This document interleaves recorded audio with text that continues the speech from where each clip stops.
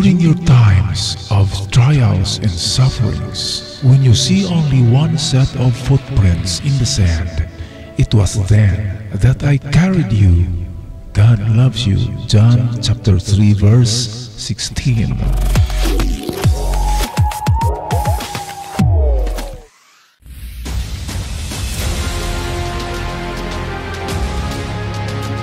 Treasure Hunting Weekend mga katiats, tara na, samahan niyo ako sa aking krusada sa paghanap nitong maalamat na Yamashita treasures na mga nakabaon dito sa ating mga kabundukan. Arat na!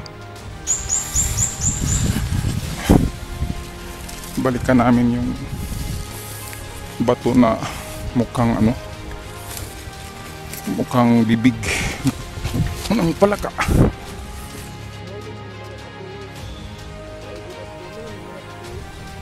Ito ang sequel or part 2 ng yung entrance to the cave na tinawag ko na Keroppi Rock Formation, yung lips, bibig na walang mata. At nagdala ako ng aking AKS locator. Ito yung 2020 updated model. At well, meron akong sasabihin tungkol sa mga AKS locator mamaya. Hang on for that guys. At ituturo ko rin kung paano ang tamang paghawak ng AKS para mas efektibo ang inyong paglocate sa nakabaon na treasures. Alright?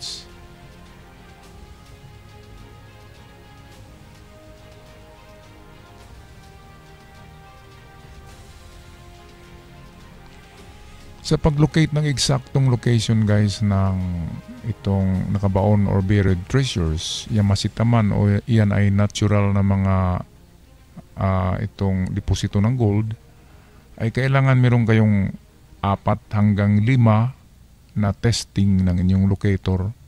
Pumosisyon kayo sa iba't ibang direksyon, north, south, or iba-ibang poste. Bali 5 poste or 4 ang gawin mo at iiba-iba mo rin ang direksyon ng kung saan mo ituro yung locator para kung ito'y iikot at talagang hanapin niya yung singaw o yung sinasabi na ionic flumes, kung yun ay mahanap na niya sa 5 posisyon mo or sa 5 post, 5 posting mo, kung pareho ang turo niya, meaning to say nandun talaga sa area na yun na tinuturo niya ang deposito. Pero kung sa 5 poste mo ay 3 ang nagturo at 2 ang hindi, 2 ang ibang direksyon ang tinuturo, meaning to say ay ulitin mo uli kasi hindi yan hindi majority na doon siya nagturo. Kaya ulitin mo uli yan hanggang sa 4 out of 5 or perfect na 5 ang nagtuturo talaga doon or 4. Ito'y sobra sa kalahati. Meaning to say ang probability ay nandyan na kung saan doon nagtuturo yung locator sa 5 ka posting mo ay 4 ang nagturo doon sa marker na bato at isa lamang ang hindi, meaning to say ay yung isa ay wala na yung kwenta, yung 4 ang ikwenta mo kasi majority. Parang voting sa Senado, majority votes wins, ganyan. Kaya ang locator guys ay sumobra na naman yung mga sa advertisement kung tingnan mo naman. Kaya ka bibili ka agad kasi doon sa video ay ituturo talaga yung gold, hindi naman sa ganyan. Kahit subukan nyo yan, pag maliit lang na amount na gold, hindi niya kaya i-detect or i-sensor yun. Kailangan malaking deposito ng gold ang nandyan bago yan makalanghap ng singaw or bago yan makadetect ng ionic flumes ang ganyan mga klaseng locator. Kaya dito sa eksena na ito ay meron akong 6 na testing at 4 doon ay doon nagturo kay Keroppi, yung bato doon na bunganga lang na walang mata. Ito, sinubukan ng mga kasama ko ang locator. Pag mali ang hawak mo ay hindi talaga yan magtuturo. meron akong tips pala sa paghawak nyo ng inyong AKS gold locator guys. Importante kasi ang angle dyan sa paghawak nyo. Kung mali ang angle nyan ay mali din ang ikot. Ang eksaktong angle ng paghawak nyan ay dapat ay 1 degree lamang yan. Ayan. Kung ito ang paghawak mo ng AKS, alright, ganyan ang horizontal na paghawak mo. Ang dapat na angle ay 1 degree lamang. Ganyan. Yung pagtaas ng hawak mo ng angle ay merong 1 degree. Ito yung 1 degree na angle. Ang 1 degree angle ay nagbibigay yan ng freedom sa AKS locator na para siya iikot. At kung saan ma-scan niya na mayroong deposito, ang hinahanap kasi ng AKS, ang ma-detect niya ay itong tinatawag na plumes of gold. Yung ionic plumes ang tawag. Yan ang kung sa layman term sa Bisaya or Tagalog, yan ay singaw. Ang ionic plumes ay singaw ng gold sa ilalim ng lupa. Sisingaw lamang ang gold kung marami yan at kung yan ay matagal na nakabaon sa lupa. Kasi part na siya ng lupa, mayroon na siyang ionic plumes. Ang lumalabas na mga singaw na yan, yan ang na-detect ng mga AKS locator. Pero kung mali ang paghawak mo, tulad dito sa kasama ko ay napakataas ng kanyang angle. Kung nakita nyo to guys, ang kanyang angle sa paghawak, kulayan natin ng blue para hindi magulo. Ito yung kanyang angle sa paghawak niya. Ayan. Nasa around 10 degrees ang kanyang angle. Ito. Hanggang dyan. So 10 degrees siya. Mali na siya kasi iikot yan at haharap yan sa kanya. At hindi na yan makabalik pa sa pag-ikot dahil napakababa. Mas mababa ang angle dito. Nagaganyan na yan. Ang turo niyan ay nasa kanyang dibdib na yan mamaya. Kasi nagaganyan yan. Ayan. So dito na yung niyan, nozzle. Hindi na yan makakabalik pa dito kasi 10 degrees angle siya. Mabigat na. Hindi na yan kaya makaikot pa ng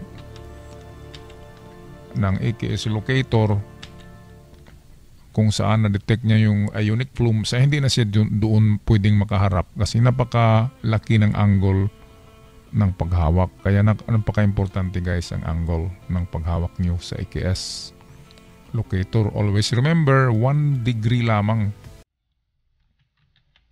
Ulitin natin, 1 degree tilt upward. Ayan. So kung ito ang balik tayo dito sa ating drawing. Kung ito guys ang pinaka-top, ayan. Ayan ang posisyon ng inyong locator. Dapat 1 degree dito, ayan. Tataas ka ng 1 degree angle sa paghawak. So ang resulta niyan ay papakita ko dito sa video.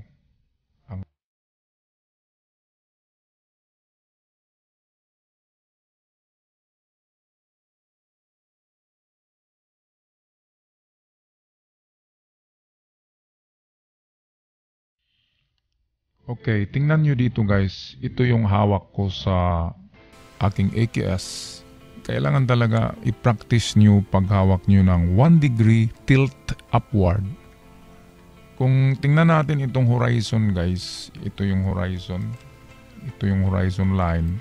Ayan, so nakita nyo meron siyang nakatilt siya ito pataas. Ang angle niyan ay, yan ay 1 degree lamang na angle. Kaya i-practice nyo ang 1 degree angle. Huwag sumubra sa pwedeng 2 degrees pero huwag sumubra sa 2 degrees na i-tilt upward ang inyong AKS locator. Itong gamit ko ay 2020 updated real AKS locator pero hindi ang locator ay hindi yan tulad ng mga deep seeking metal detector ng scanner na talagang mapinpoint niya yung kung saan nakabaon. Siya ay iikot lamang at tuturo kung saan mayroong maraming ionic flumes na kanyang masense sa kanyang sensitivity. Yung singaw ang hinahanap niyan. Kaya kung may mga tunnel, doon talaga yan tuturo sa bunganga ng tunnel kasi ang tunnel ay nagre-release yan ng ionic flumes. Pwedeng Yamashita treasure, pwede ring natural mineral na gold ang madetect niyan. Kaya hindi, para sa akin, sa totoong advice lang guys, ay sobra naman yung mga advertisement. Kung makapag-advertise ng produkto ay tuturo ka agad doon sa gold. Hindi ganyan sa totoong pangyayari, sa totoong buhay. Ang ganyan na mga gadget ay hindi talaga 100% na makapagturo. Malaki na ang gastos ko sa mga gadget. Noong una nakabili ako ng Titan Gear na China, napaka-useless. Mabuti pa ang dowsing rod, siguro. Or magkapareho lang sila ng dowsing rod na epekto ng mga China na itong Titan Gear Tech. Kaya ingat kayo sa mga Titan Gear, maraming scams diyan. At kung bibili kayo, doon talaga bibili sa labas, wag sa mga online. Kasi maraming scams. Okay guys, so ganyan ang hawak. Yan ako palagi pag maghawak at hindi ko iniiba yung angle ng paghawak ko. Palaging 1 degrees tilt up, pataas siya. Tapos wag manginig ang kamay. At hawakan nyo ng dalawang kamay ang kanyang grip para hindi ito mag-iiba ng angle. Kaya kung kayo mag-modify ng AKS, lagyan nyo ng, kung nakita nyo yung yung label, yung hose label, ay meron niyang bula sa gitna, di ba? Yung sa label na ginagamit sa pag-tiles, pag-set ng tiles, merong label yan na kulay green. Yung label na nabibili ay may kulay green yan na tube na merong bula. Yan ang ilagay nyo dito sa ibabaw ng inyong AKS para merong kayong reference na bula kung na sentro ba or level or 1 degrees na ba. So ganyan ang tips ko sa inyo guys. Alright, so patuloy tayo sa ating video. At dito ay inumpisa na namin ang pagtanggal sa itong bato na nakasalansan dyan. Parang sinadya talaga dyan. Kahit saan na area na katabi niyan ay walang ganyan na itsura na bato. Alam naman natin na ang mga Hapon talaga ay magaling mag-carve ng mga bato. At ang kanilang mga marker ay pinuporma nila yan na kakaiba ayon sa kanilang gusto ng kanilang opisyal. Yung military official na nagsasabi na ganito ang gusto ko na bato na itsura, yung mukhang barko, itsurang sapatos, itsurang palaka, itsurang isda, itsurang kabayo, turtle, pagong, pawikan. Ganyan kahit saan nakabundukan guys, pag may makita kayo, lalo na yung parang ensaymada, yung parang ahas na nakapulupot na bato, ensaymada ang itsura niyan. Sa totoo lang, meron akong kakilala na nakakuha ng ganyan. Inside the rock. Pag ensaymada ang bato na makita nyo ay itsurang ensaymada, ang treasure niyan ay inside that rock. Biyakin ang bato, nandun sa loob. Yan ay hindi mga malalaking gold bars, yan ay napakaliit. Parang mga posporo lang ang laki ng mga gold na nandyan sa batong itsurang ensaymada. Yan ang tips ko sa inyo guys.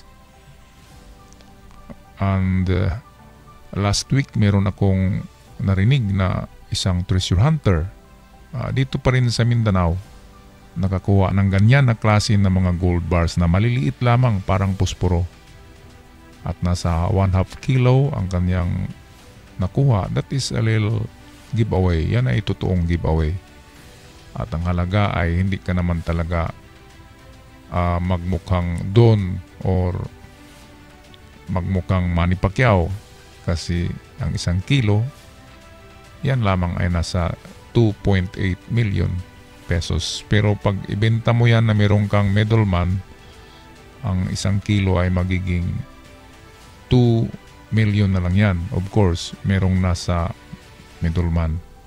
At mahirap maghanap ng buyer na talagang 3,000 pesos per gram or 3 million pesos per kilo. Mahirap maghanap guys ng ganyang buyer kasi yan ay mga refined 99.99% gold ang binibili ng ganyan na 3,000 pesos per grams.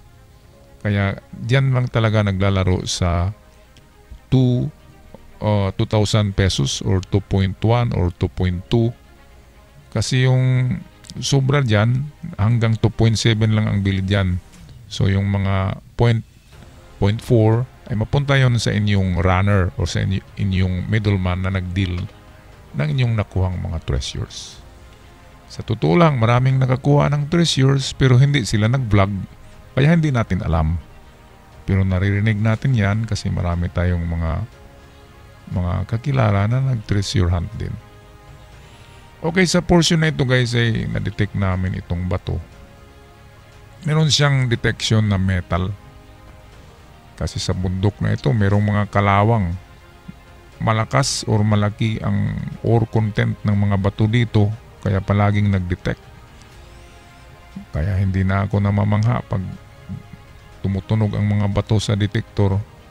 Kakaiba talaga ang bundok na ito na napuntahan ko. Halos kasing lakas ng metal mag-detect ang mga bato na merong content ng iron.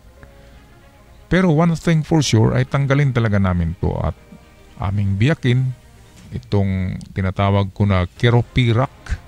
Kung alam nyo si Keroppi, ito siya. Siya ay isang karakter ng Disney. Isang palaka na bibong palaka. Si Keroppi. Tumunog. Nasa bibig talaga. Nasa bibig. Ito. Oh, Ito malakas. oh. Nasa panga bayaw? Nasa panga. Pangil. Kaysa ulo wala man oh. Oh, Kusog. basagin natin yan. Nagka-interest ako dyan kasi dito sa harapan itong yung bibig sa harapan ay mayroong malaking butas na bato. So,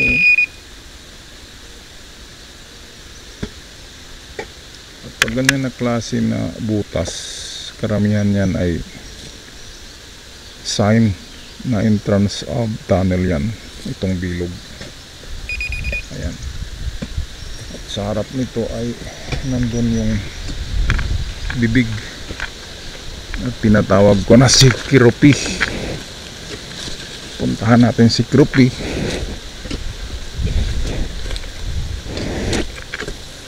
Siya ay tumutunog sa metal detector kaya malamang mayroong laman ito na metal.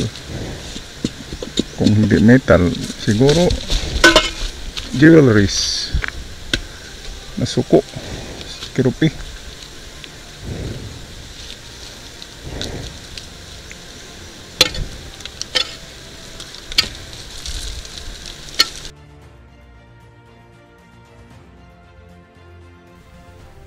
At umabot kami ng hanggang 30 minutes mahigit sa pagtanggal lang ng yung baba niyan. Yung kanyang lower lips ay napakatigas tanggalin. At saka yung sa ibabaw niya ay nakabaon talaga yan. Kaya by brute force, sa lakas na lang yan makukuha. Okay. Itong mga katiits ko ay mga fighter din to. Sabi ko sa kanila, sa ratio ng probability na makakuha ng treasure ay nasa 100:1. Meaning, 100 na hukay or 100 na sight, merong makuha na isa. Hindi yung isang hukay, merong kaagad isa. Malapit nang matanggal. Okay ra. Di na lang kasaka diri. Bantay do. Wow. Gold. Saan ang gold? Dito muna do. Ay mo do.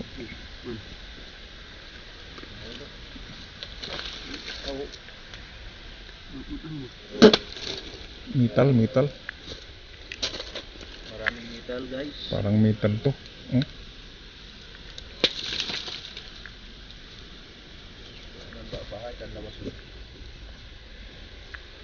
Parang kalawang. Ito siguro ang nag-detect. Itong parang kalawang.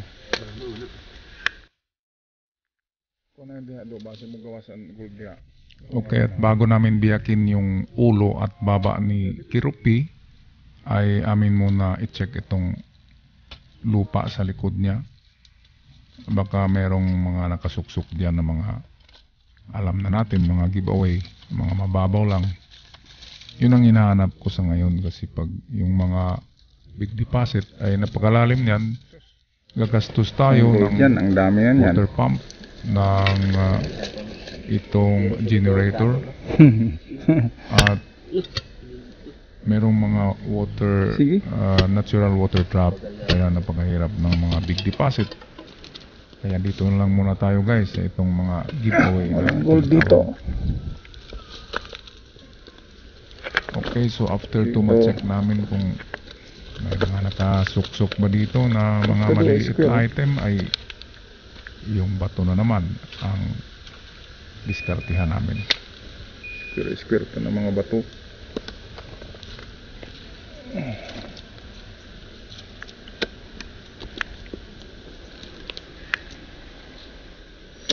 Na nag-detect. Oh, dyan. Oh, dyan. Dyan, malakas dyan. Oh, basagin natin yan. Basagin namin ito. Kuha muna kami ng chisel.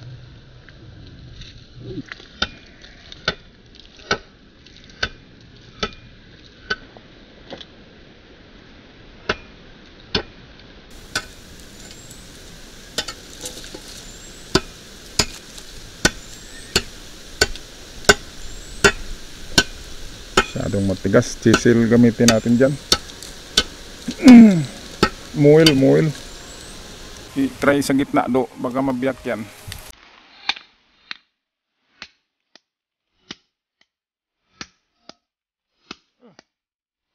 Dito do. Ito linya do. Itong linya.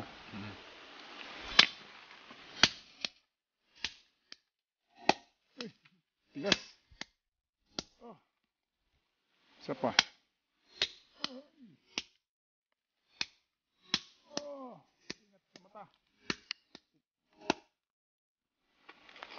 Maparsik yung mga ano sa palo. Malapit na. Wow, biyak na. Okay, malapit na.